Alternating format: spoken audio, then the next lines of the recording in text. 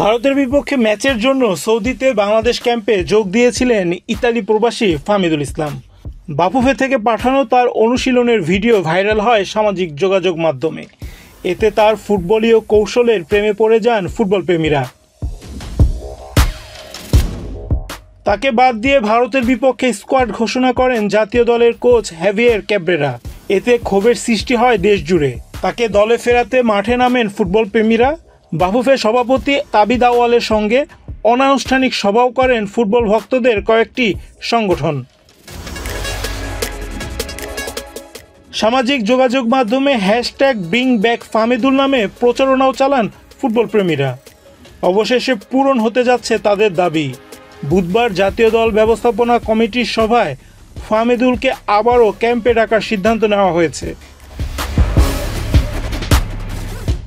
আগামী 10 জুন ঢাকায় Asian cup বাছাই পর্বে সিঙ্গাপুরের মুখোমুখি হবে বাংলাদেশ জাতীয় ফুটবল দল।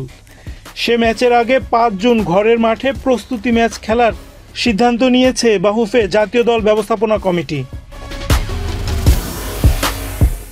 প্রতিপক্ষ এখনও চূড়ান্ত না হলেও সুদান, সাইবেরিয়া ও ভুটানের সঙ্গে আলোচনা চালিয়ে যাচ্ছে বাংলাদেশ ফুটবল ফেডারেশন।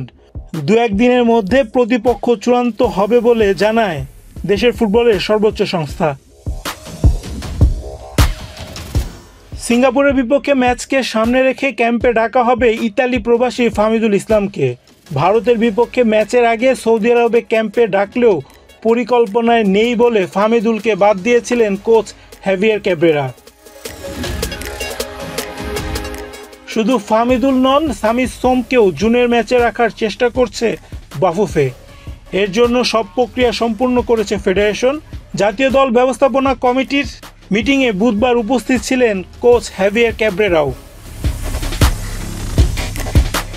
মিটিংয়ে ভারতের বিপক্ষে ম্যাচের ভুলগুলো নিয়ে কোচ হ্যাভিয়ের ক্যাব্রেরাকে প্রশ্নবাণে জর্জরিত করে জাতীয় দল ব্যবস্থাপনা কমিটি। গত 26 মার্চ শিলংয়ে অনুষ্ঠিত সেই ম্যাচে বাংলাদেশের জেতা উচিত ছিল বলে অভিমত সবার। সেখানে কোচের দল নির্বাচনের ভুল ছিল বলেও আলোচনায় উঠে আসে। কোচও তার যুক্তি তুলে ধরেন। দল নির্বাচনে একটি নির্বাচক কমিটি গঠনের প্রস্তাব করা হয়েছে। সেই কমিটিতে থাকবেন জাতীয় দলের সাবেক ফুটবলাররা। বিদেশ থেকে গোলকিপার কোচ আনার প্রস্তাব করা হয়েছে সভায়। রায়হান রাসেল, বাংলাদেশ প্রতিদিন।